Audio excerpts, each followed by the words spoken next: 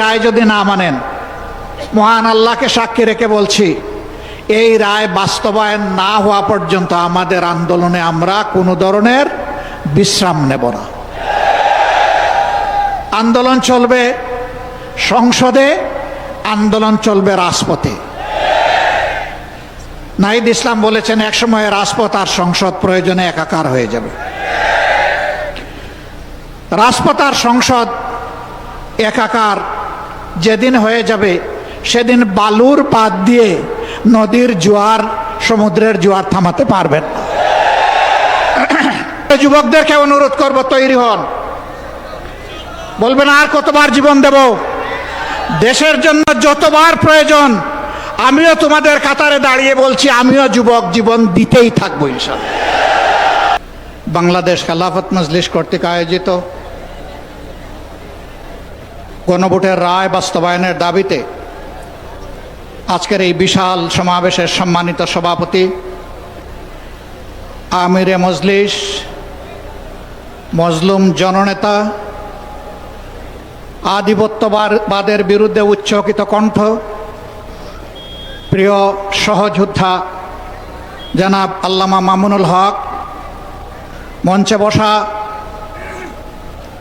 জাতীয় নাগরিক পার্টির সম্মানিত আহ্বায়ক, সংসদে বিরোধী দলীয় চিফ হুইপ জনাব নাহিদ ইসলাম, রণাঙ্গনের ৭১-এর রণাঙ্গনের অন্যতম সেনাপতি, বীর মুক্তিযোদ্ধা জনাব ডক্টর কর্নেল অলি আহমদ বীর বিক্রম সহ জাতীয় নেতৃবৃন্দ, বাংলাদেশ খেলাফত মজলিসের সম্মানিত নেতৃবৃন্দ, প্রিয় দেশবাসী, সাংবাদিক বন্ধুগণ, আজকে যে মঞ্চে আমরা এখানে দাঁড়িয়েছি,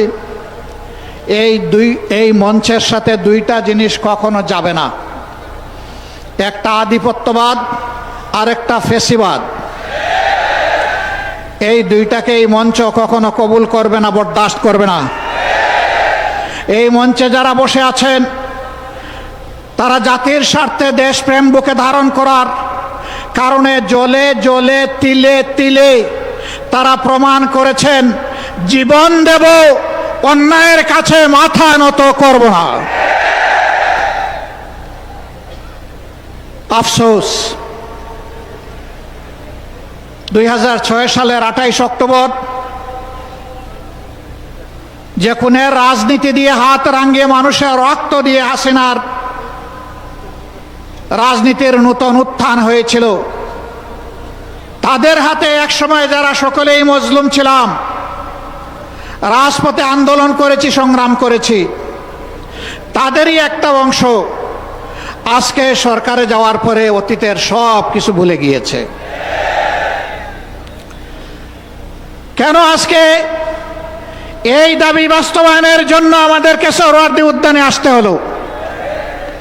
তারা জাতির সাথে বিশ্বাসঘাতকতা করেছেন, এই কারণেই আসতে হলো।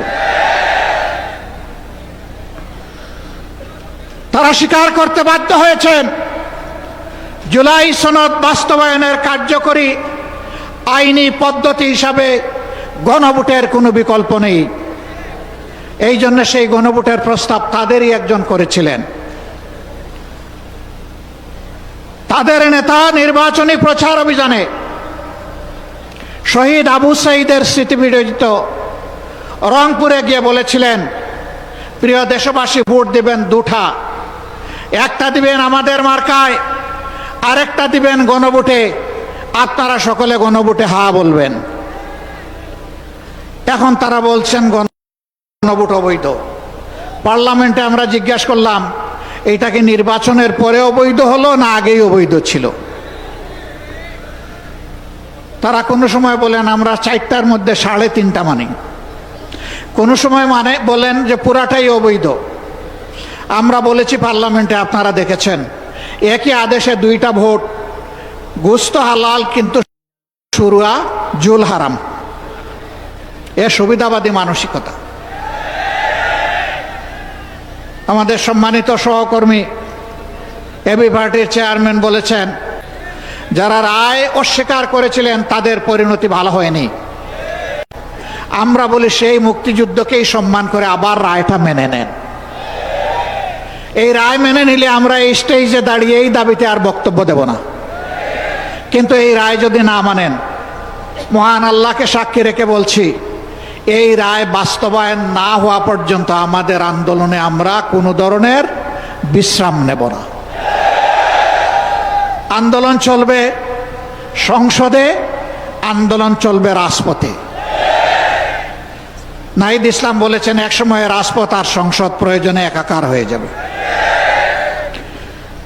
রাজপথ আর সংসদ একাকার যেদিন হয়ে যাবে, সেদিন বালুর পাত দিয়ে নদীর জোয়ার, সমুদ্রের জোয়ার থামাতে পারবেন না।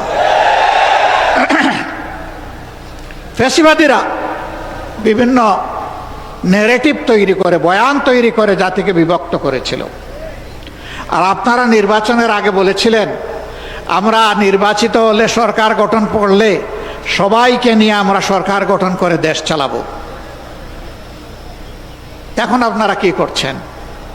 এক দলকে পাঠিয়ে দিচ্ছেন পাকিস্তানে, আরেক দলকে পাঠিয়ে দিচ্ছেন পেশোয়ারে, আরেক দলকে পাঠিয়ে দিচ্ছেন আরো কোনো দেশে, আর নিজেরাই দেশের জমিদারি দখল নিতে চাচ্ছেন।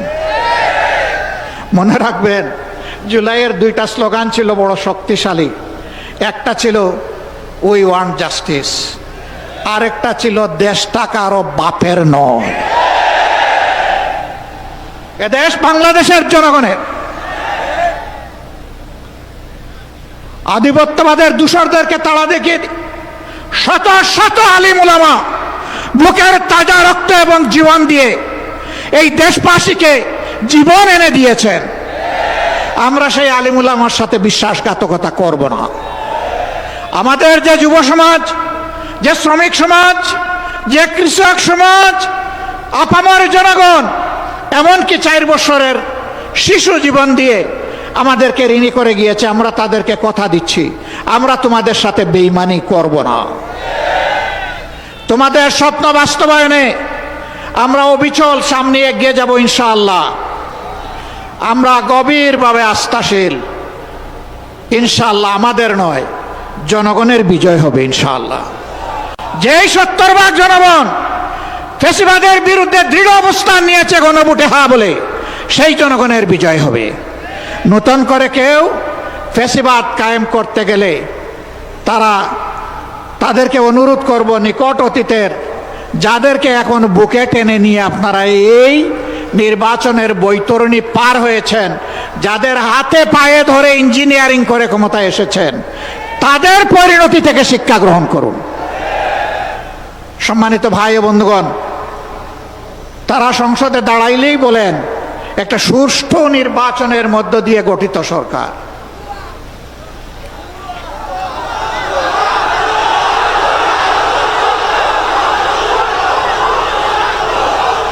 সরকার যদি সুষ্ঠু নির্বাচনেই গঠিত হয়, তাহলে বারবার দাঁড়াইয়া বলতে হয় কেন? ম্যাকিয়াভেলির একটা কথা আছে, তুমি যদি কোনো মিথ্যাকে এস্টাবলিশ করতে পারো, তাহলে একবার বললে হবে না, শতবার বলতে থাকো। হ্যাঁ, ইতিমধ্যেই রাজসাক্ষী 2 জন পাওয়া গেছে। একজন সাবেক সরকার, এই ইন্টারিম গভর্নমেন্টের একজন উপদেষ্টা, তিনি বলেছেন আমরা ওদেরকে মেইন স্ট্রিম হতে দেইনি, ওরা পাওয়ার কথা ছিল 168, আমরা এদেরকে নামিয়ে এনেছি 68-তে। তাইলে তিনি স্বীকার করে নিয়েছেন যে একটা নিরপেক্ষ সরকারের অংশ হয়ে তিনি দেশবাসীর সাথে বিশ্বাসঘাতকতা করেছেন। তিনি বলেন নাই যে আমি নামিয়ে এনেছি, বলেছেন আমরা নামিয়ে এনেছি, বহু বচন। তাইলে বাকি বচনগুলা কারা? এদের চেহারাও জাতির সামনে আপনি একটু বলে দেন, একা এ দায় নিবেন কেন? আরেকজন সংসদের ভিতরে স্থানীয় সরকার পল্লী উন্নয়ন প্রতিমন্ত্রী, তিনি বলেছেন যুবকরা, ছাত্ররা আন্দোলন করে ফ্যাসিবাদের পতন ঘটিয়েছে, আমরাও ছিলাম। তবে ডক্টর মোহাম্মদ ইউনূস ক্যাপ্টেনের হাতে লন্ডনে গিয়ে পতাকা দিয়ে এসেছেন, ক্যাপ্টেনের হাতে নাকি ট্রফি দিয়ে এসেছেন। ট্রফি যদি আগেই ক্যাপ্টেনের হাতে চলে যায়, তাহলে এটা ছিল নির্বাচন নামের তামসা।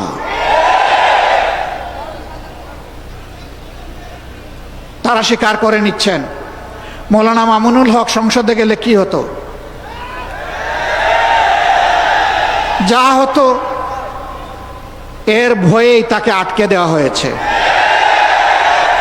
কয়দিন, কতদিন আটকাবেন? ইনশাআল্লাহ দেশপ্রেমিকরাই বাংলাদেশ আগামীতে পরিচালনা করবে ইনশাআল্লাহ। তৈরি হন, লড়াই চলবে, থামবো না, চালিয়ে যাব। জনগণের অধিকার আদায় না হওয়া পর্যন্ত জীবন যাবে, কিন্তু মাথা নত করব না ইনশাআল্লাহ। আজকের এই সমাবেশ থেকে আমরা আরেকবার প্রতিজ্ঞা নিলাম, ইনশাআল্লাহ জুলাইকে সম্মান করব, বুকে ধারণ করব, জুলাইয়ের সাথে বেঈমানি করব না। আর জুলাইয়ের সাথে যারা বেঈমানি করবে তাদেরকে ছাড় দিয়ে কথা বলা হবে না। বিশেষ করে যুবকদেরকে অনুরোধ করব, তৈরি হন। বলবেন আর কতবার জীবন দেব? দেশের জন্য যতবার প্রয়োজন আমিও তোমাদের কাতারে দাঁড়িয়ে বলছি, আমিও যুবক, জীবন দিতেই থাকবো ইনশাআল্লাহ। বিড়ালের মতো বাঁচতে চাই না, শত বৎসর, হাজার বছর, সিংহের মতো বাঁচতে চাই 1 সেকেন্ড। এর মাঝে আর কোনো কম্প্রোমাইজ হবে না ইনশাআল্লাহ।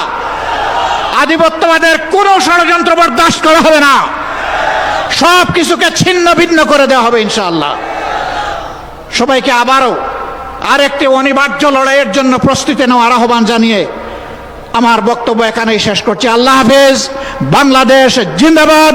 বাংলাদেশ খেলাফত মজলিস জিন্দাবাদ। আসসালামু আলাইকুম ওয়া রাহমাতুল্লাহ।